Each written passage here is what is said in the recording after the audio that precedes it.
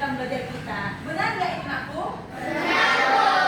Oke, nah yang pertama sebelum kita memulai kegiatan kita, supaya segala sesuatunya dapat berjalan lancar, kita berdoa terlebih dahulu.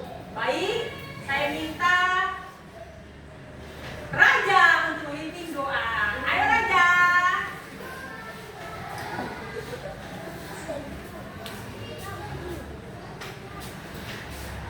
Kita belajar, mari kita berdoa. Menurut agama dan kepercayaan Indonesia.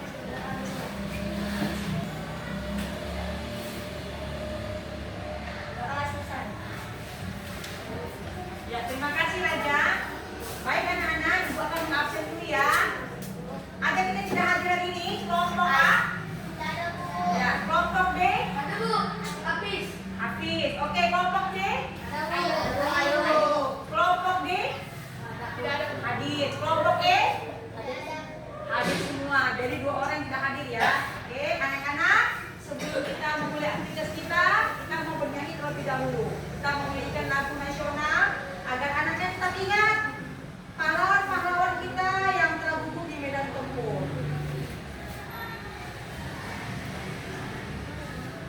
Semangat kan Ibu ya? Halo, halo Bandung.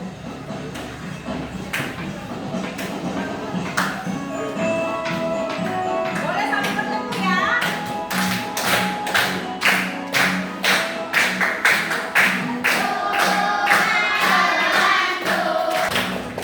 Ya, tepuk tangannya mana? Ya, anak ibu, supaya lebih semangat lagi, kita mau belajar dengan sangat konsentrasi tapi ayo anak ibu berdiri dulu semuanya. Ayo. Tadi dulu.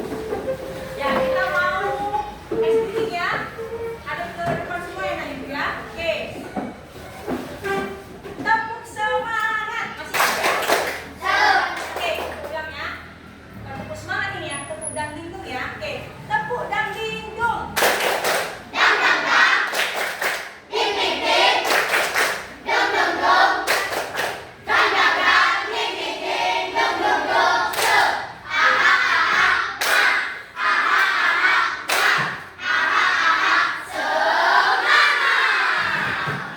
Oke, silakan duduk.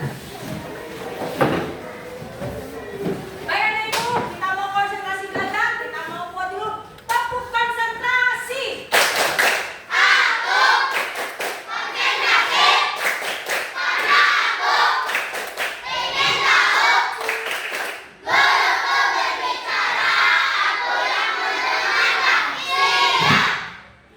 Nah, anak ibu mau bertanya, apakah kamu suka membaca?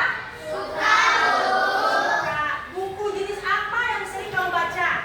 Bahasa Indonesia. Kelompok ini? Bahasa Indonesia semua. Ini kelompok ini? Bahasa Indonesia. Kelompok ini? Kelompok ujung? Iya, tapi tidak selamanya buku bahasa Indonesia. Kan banyak jenis buku. Buku tentang ensiklopedia, buku cerita. Tapi karena hari ini kita belajar bahasa Indonesia, semua sudah baca buku bahasa Indonesia. Ya. Jadi, apakah anak ibu tahu kalau misalnya membaca buku, mengerti nggak apa maksud isi buku tersebut? Mudah nggak kamu paham isi bukunya? Mudah? Mudah. Oke, ada bilang mudah. Nah, anak ibu hari ini kita akan belajar tentang unsur cerita. Jadi, tujuan pembelajaran hari ini adalah anak-anak dengan berdiskusi dan mengamati dapat memahami unsur cerita, yaitu yang pertama tokoh, penokohan, latar, alur, dan amanat. Nah, anak-anak, sebelum kita masuk ke unsur cerita, ada sebuah permasalahan yang sering sekali terjadi kepada anak-anak, yaitu mengapa anak-anak sangat sulit tampil bercerita di depan kelas. Pak, siapa bisa menjawab? Mengapa kalau misalnya ibu suruh kamu, tugaskan kamu baca cerita, silakan tampil ke depan, kamu ceritakan ceritanya.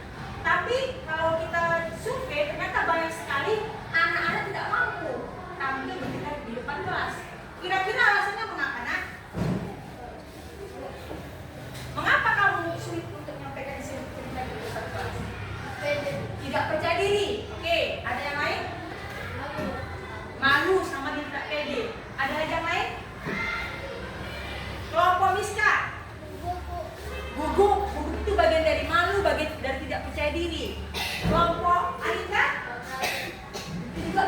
tidak percaya diri, tidak berani.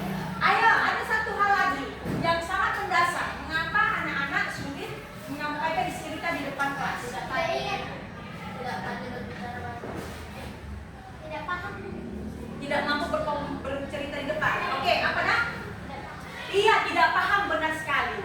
Karena tidak paham itu, makanya dia tidak mampu menyampaikan isi cerita tersebut. Mengapa dia tidak paham? Karena dia tidak mengetahui unsur-unsur yang membangun cerita tersebut. Coba dia membaca dengan saksama, memahami unsur cerita, maka dia akan memahami cerita tersebut. Jadi anak ibu, hari ini kita akan belajar tentang unsur-unsur cerita. Ya, perhatikan ke depan. Sebuah cerita dibangun dari dua unsur, yaitu, bentar ya.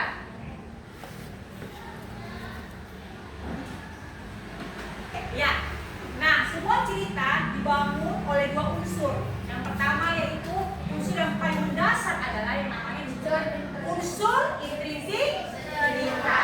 Kemudian ada yang disebut dengan unsur ekstrinsik cerita. Kalau in berarti dari dalam cerita tersebut. Kalau X berarti dari luar cerita tersebut. Hari ini, di pagi hari ini kita akan membahas tentang unsur intrinsik cerita. Apa itu cerita? Cerita itu adalah rangkaian peristiwa yang saling berkaitan. Cerita bisa berbentuk dongeng, fabel, legenda, cerita rakyat, dan lain-lain. Cerita dapat memberikan hiburan dan pesan moral kepada para pembaca. Unsur cerita seperti yang Ibu sampaikan tadi dibagi menjadi dua. Yang pertama yaitu ekstrinsik, adalah hal-hal di luar cerita yang ikut mempengaruhi isi cerita. Contohnya adalah latar belakang si penulis. Misalnya si penulis tinggal di Belanda, maka dia akan sering menulis cerita tentang negara di mana dia tinggal, yaitu di Belanda. Apa saja kebiasaan di Belanda. Dia akan membuat sebuah cerita pendek seorang tokoh yang bernama Andi tinggal di Belanda dengan kebiasaan-kebiasaan tinggal di Belanda. Jadi di mana si penulis tinggal, dia cenderung menulis cerita di mana dia tinggal, begitu dia. Oke? Kemudian yang selanjutnya unsur intrinsik. Nah, ini dia. Intrinsik artinya adalah yang membangun cerita dari dalam. Tanpa unsur intrinsik, maka sebuah cerita tidak akan lengkap. Contoh, ketika kita membangun rumah, apakah hal-hal yang paling utama yang dibutuhkan ketika kita membangun rumah? Apa nak? Yang pertama apa? Pasir. Apa lagi? Semen. Apa lagi? Batu bata. Nah, kalau ekstrinsiknya yang mana Ibu? Ekstrinsiknya ini seperti ini. Ketika seorang arsitek saya mau membuat rumah bergaya Belanda. Nah, itu dia. Berarti rumah bentuk gaya Belanda itulah yang termasuk apa? Unsur ekstrinsiknya. Itu dia ya. Oke, selanjutnya. Apa saja yang termasuk unsur intrinsik dalam sebuah cerita? Yang pertama yaitu tema. Yang kedua, tokoh atau penukohan. Yang ketiga, alur. Yang keempat, latar. Yang kelima, amanat. Yang pertama, tema. Setiap cerita ada tema. Ya karena benar tidak? Ya. Apa yang dimaksud dengan tema? Tema itu adalah inti pokok dari sebuah cerita, atau gagasan utama dari sebuah cerita, atau inti secara keseluruhan, secara global dari sebuah cerita. Tentang apa temanya? Nah, biasanya tema itu biasanya terdiri dari satu kata singkat. Contoh, tema persahabatan, keberanian, kejujuran, kerja keras. Bisa juga tema dalam bentuk gabungan kata, beberapa kata, atau bentuk kalimat, ya. Ingat, tema itu apa? Inti keseluruhan sebuah cerita. Tentang apa cerita tersebut? Itu disebut dengan tema. Oke. Selanjutnya